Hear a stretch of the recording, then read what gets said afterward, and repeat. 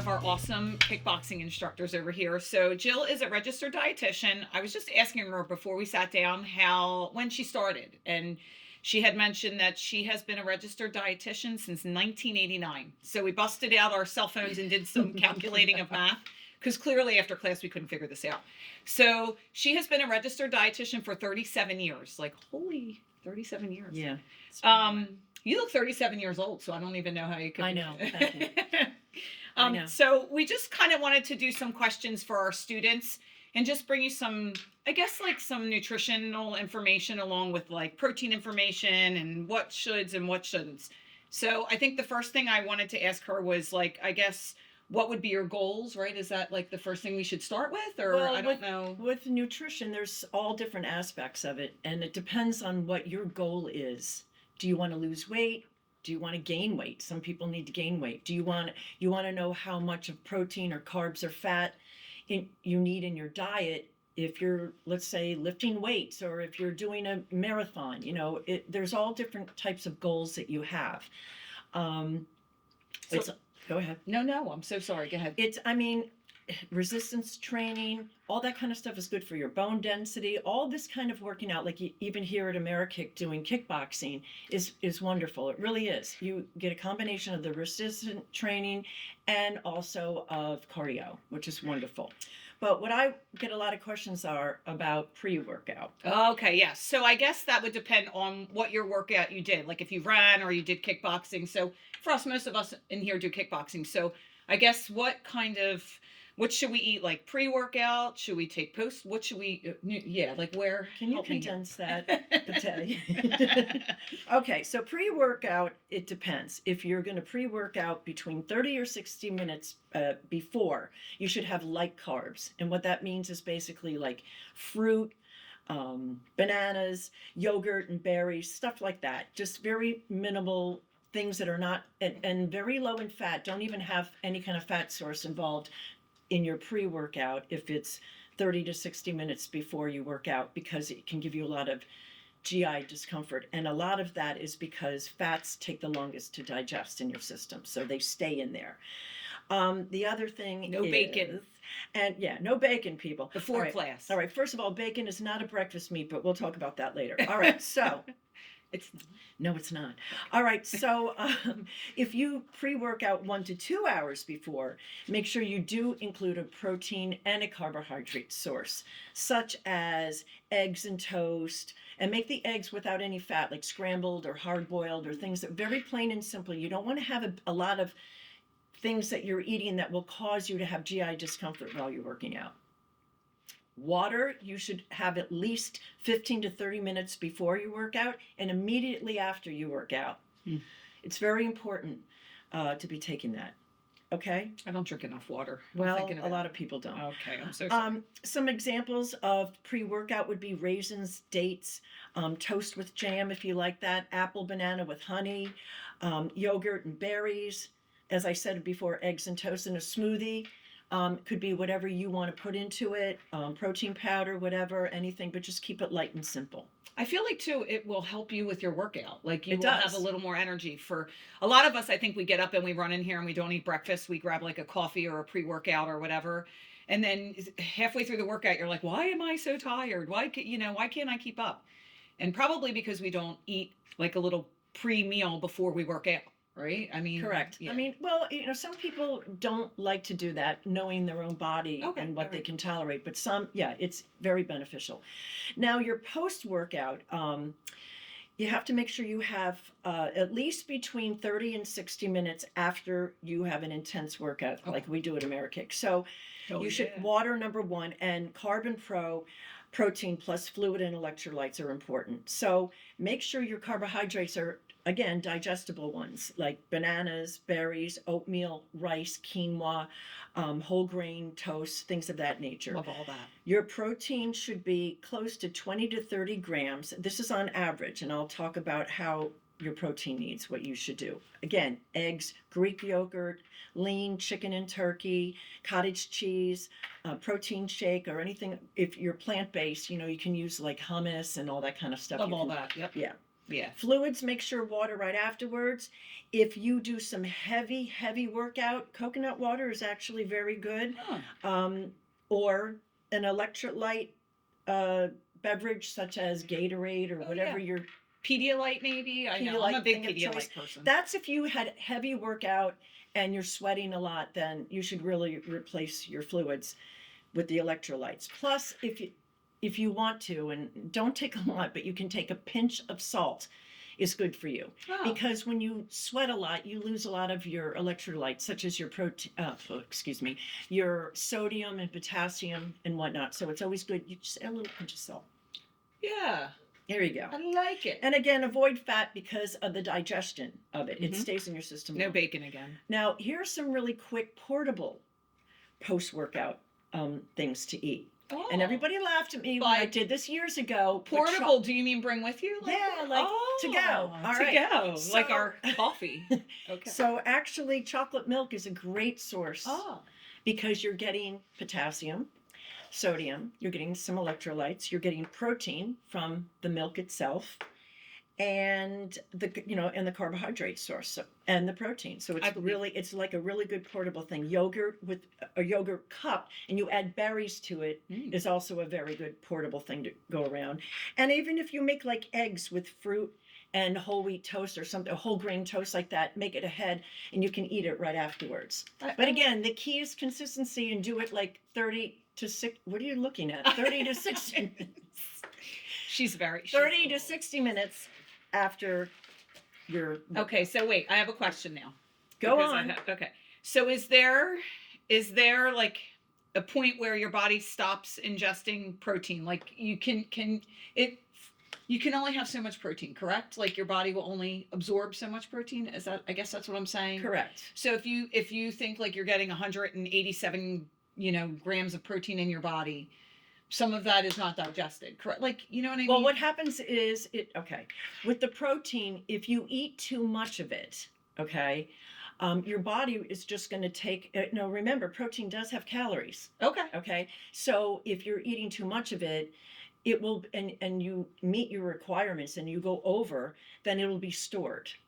This is what I wanted to know. Usually in your muscles or in fat, can be in fats. So there you go, everybody. I always had this question, so there you go. And I'm sure other people think the same thing too. Yeah, and I'll get more into that in a little bit. I'm so sorry. Just hold on to your horses, okay?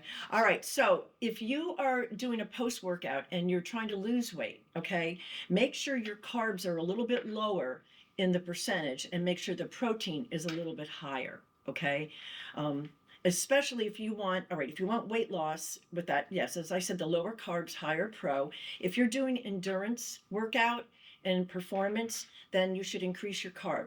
It refuels your stores. They call them glycogen stores, and that's stored in your muscles, and it comes out into your bloodstream when you need it. If you don't have enough going around in your bloodstream, it'll pump it out.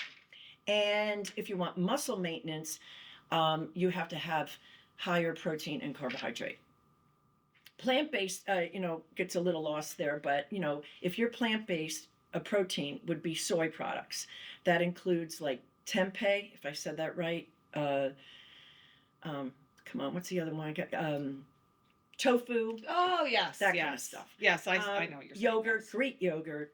And if you're doing plant-based afterwards, you can do an apple or a banana with nut butter on it, or hard-boiled eggs plus fruit.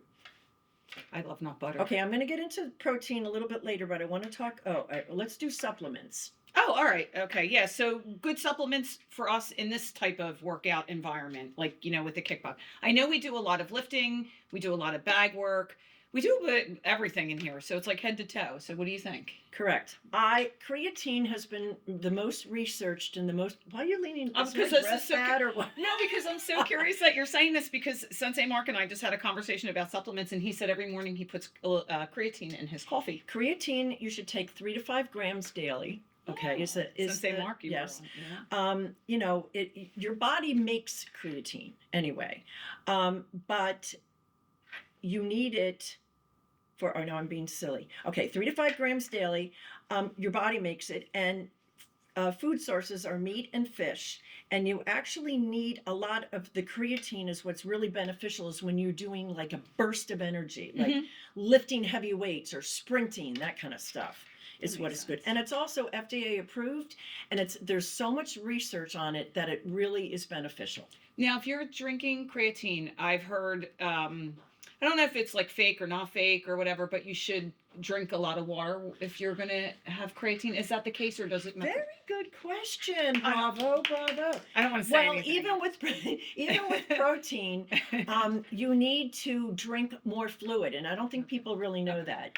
Protein will pull a lot of water I into didn't know your that. yeah. So you need to really, if you're eating high amounts of protein, like higher than most people, like if you're doing like heavy weight lifting or whatever the case may, or wound healing or what it might be, you really need to increase that fluid intake. It's very Yeah. important. Thank you. I didn't even know that. Yeah. Also, if you have any question about any kind of supplement, you can always refer to the U.S. National Library of Medicine. Okay, just look it up and plug in whatever supplement. It'll tell you what is approved and not. A lot of the supplements like collagen and all them that are out there, I'm not saying they're good or bad, but a lot of them are not FDA approved. So anyone can really take them, and there's not a lot of research on it or Mhm. evidence. So just be a little careful with that. That's another question. Everybody's very collagen, have collagen, take collagen. Mm. Do we need to really take extra collagen? Should we? Shouldn't we? I mean, Your body creates collagen, and as we get older, like myself, you start to lose a lot of your collagen in your body. Now, a lot of people try to replace it with supplements, and I guess maybe there is a point that you can. It is beneficial. I've heard it. Well, not that I heard, but it does do well for your hair and your skin and your nails and whatnot. ladies. But it's not, and there's injectables, with the collagen. But basically, you can really get dietary collagen from bone broth. Oh, You know, which is another big thing that everybody Yes. likes to have. Bone Yes, broth. bone broth is right there instead of, oh, don't touch No. me. Instead of, and all that. Yeah, okay. All right, on to the Have you heard next. of the bone broth hot chocolate? Or that's the new craze. No, no, but go for it if that's your goal. I'm going to make some and bring it in for the class next week. You do that.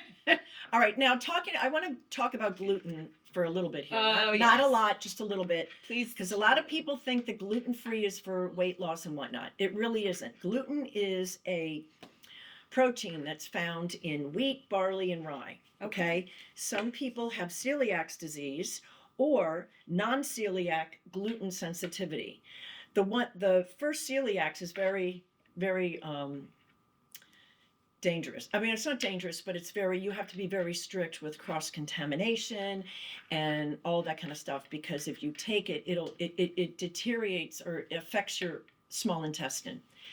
And it can be very dangerous and even death threatening for people that have celiac disease. Now, the people with non-celiac gluten sensitivity, you still get some of the symptoms, but not as severe as Okay. the other celiac. Again, and another little note is when you are on a gluten-free diet, you're missing out on iron, folate, and B vitamins. So you should really talk to your healthcare provider and ask them about that too. I know a lot of people that I've come in contact with that are celiac disease or whatnot, they do take those vitamins. And Yeah. super B complex are wonderful. And the reason why is because a lot of B complex vitamins are in wheat, barley, and rye, most of your carbohydrate sources. So even when you're on a weight loss diet or trying to reduce your intake, a lot of people go on low carb. You need to be on super B vitamins because you lose all of those vitamins. And they also, your B vitamins help with your glucose. Well, sort of. All right, edit that. The B complex are good for your digestion, but it's also. I think we should leave it in. Well, I know what it is. Your carbohydrates. When you reduce your carbohydrate intake, that's where your carbohydrates boil down to glucose in your system, and glucose is your main energy source for your brain. So you notice that if you're taking low carb, you get like dizzy and all that kind of stuff. That's because you're not getting your B vitamins or your glucose. So pay attention to that. That's a good thing to know. It certainly is. I do take vitamins at home. I make sure, well, every morning I take a C and I take B12. This is not about you. Okay. Okay. This is about all our people. Really at is AKX. about us. No, you know what? Everyone can take what they want. That's I know, for I know, your. I You know. might have GI issues, or you might have diabetes or something, and there's all these different things that will benefit you. But it's always good to discuss it with your healthcare provider. Yes. You don't want to like go over, and that brings us to protein. So I shouldn't just take whatever over the counter. Like if somebody tries to sell me like I don't even know, something protein, or I should just double check. What did I just say earlier? Okay, she's not listening. Just All right, no, just be careful. I mean, there's so many things out there that you don't really know.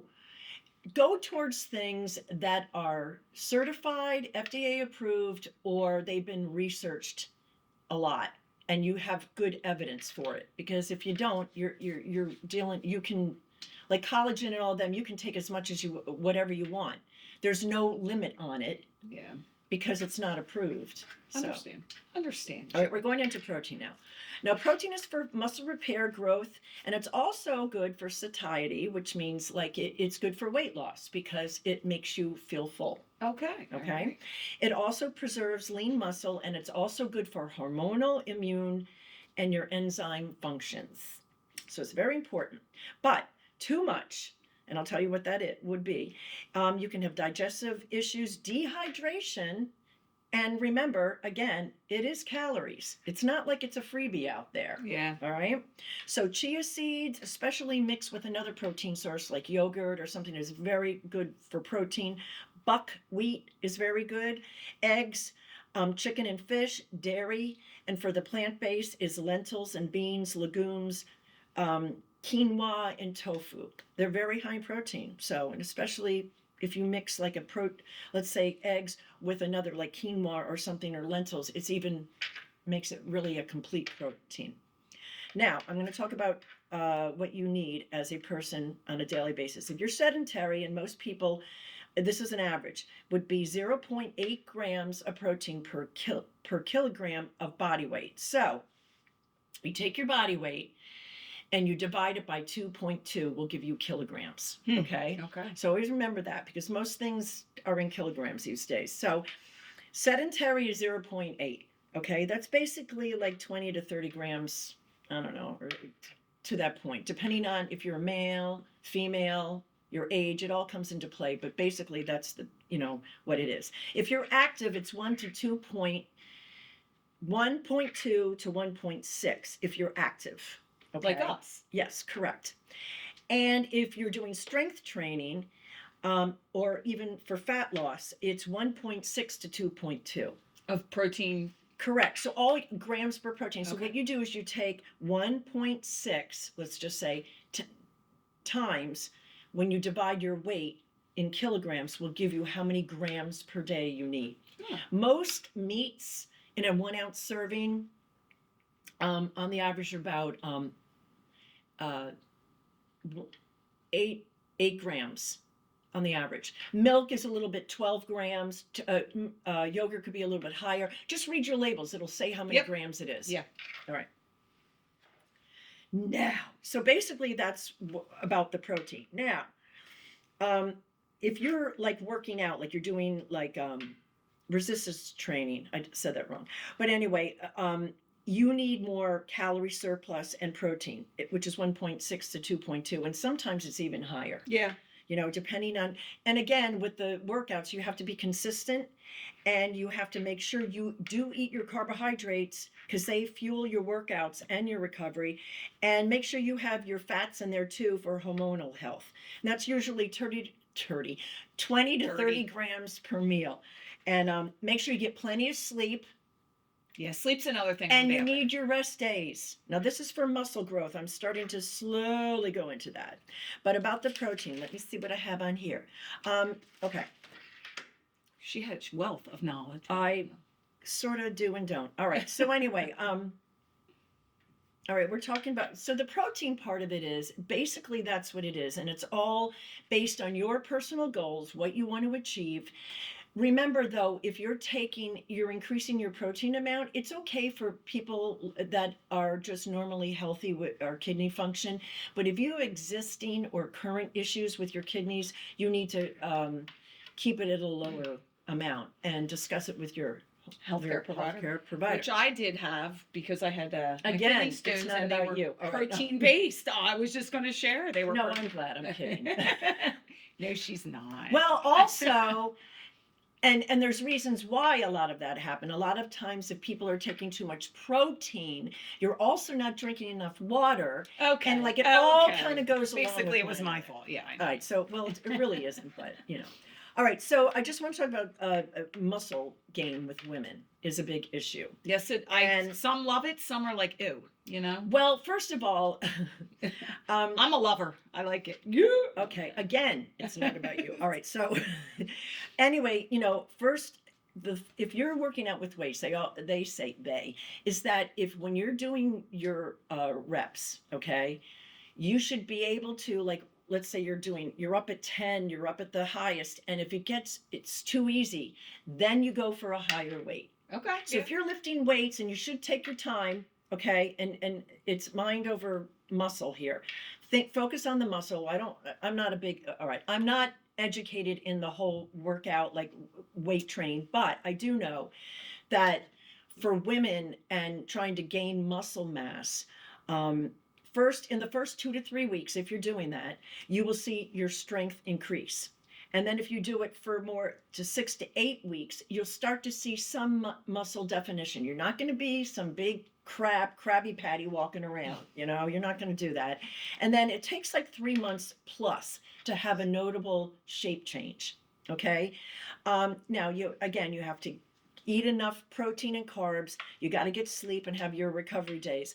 What you shouldn't do is avoid going to heavy weights. You should really do that if you feel comfortable and your form isn't compromised. Eating too little is another big thing. You have to eat when you're lifting weights. You can't just not have anything. Not resting enough is a big thing too. Your body has to heal, and inconsistent training. You have to be on a schedule, and they say like 3 to 5 sessions per week. I don't know.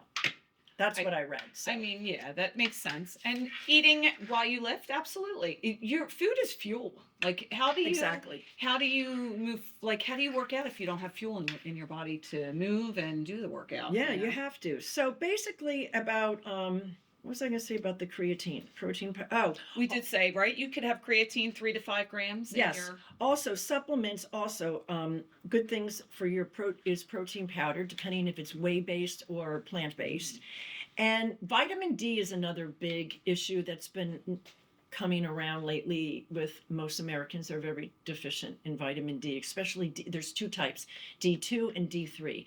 D3 is the most absorbable and the one that's most recommended, and it's about 10,000 IU's per day. You can easily get that at the grocery store or whatever. Yep. And iron's another big one too, but iron could be a little risky. You need to really, again, contact your healthcare provider. There you go. Healthcare provider. So I used to drink protein powders, and when I had my kidney stone, my gastroenterologist told me to stay away from white proteins. He said try to make them plant-based or animal-based. Correct. It's more digestible. I mean, I'm not saying as that's good to know. Age, so the whey's a little bit harder to digest. Yes, it is. That's why, and especially people that, as you get older, you might have some kind of lactose intolerance that you really don't know about. And it happens naturally as we age. We start to lose our functions, and that's one of them, is being able to digest certain things properly, and whey's a big one. So you could have a lot of, and the side effects from that would be diarrhea, vomiting, all sorts of GI distress. So yes, I'm glad I checked with my healthcare provider. Yeah. Good. Yay. Well, this was so fun. So this was just kind of some basic information and questions, I guess, that Jill gets a lot, and people ask around here. Proteins, how much, when to take, goals, supplements, all that good stuff. And the biggest one of all. Oh, what did we forget? We forgot the biggest thing of all is if you want to lose weight, like even right now, without being on a diet or doing any kind of craze or whatever you're doing, always remember, it takes 3,500 calories to gain 1 pound. All right. So in a day, if you add up, you calculate how much you ate in a day. If you ate over 3,500 calories, you will gain 1 pound.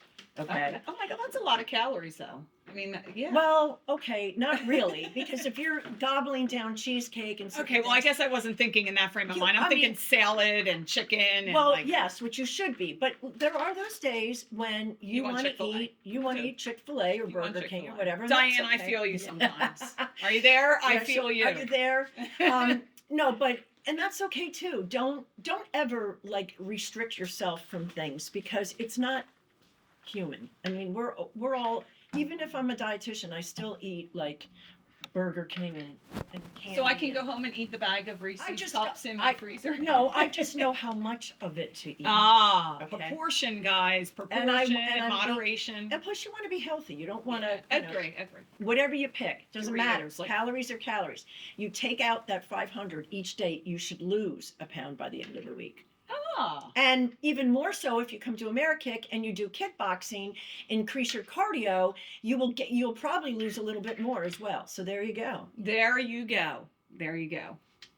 Anything else you people want to suck me dry about? No, you edit that. Don't put that in. We love Jill. No, you don't. You say it, but you don't mean it. We love it. So I think that's good. We're going to leave you with that, guys. Hopefully you found this helpful, and moving forward, if you have any questions or just you want to talk, Jill's always here. We'll try doing this maybe again another. Yeah, and if there's a subject that you want to talk about specifically, that would be very helpful, yes. that you can contact or just go on the website, AmeriKick website, and just contact me or somebody else and say, I'm really interested in this. Would you do another little whatever this podcast, is? I think. Yeah, definitely email. They could Facebook us if anybody has any topics or things that they would like Jill to talk about, and we can do this again and hopefully answer some of the questions that you guys have. And not only that, not just myself, but there are other people out that have a great knowledge of certain things. Be good to yourselves, LA. What's it called again? Stay classy. Stay classy. All right, ready? Here we go. Stay Stay classy, classy. AKX.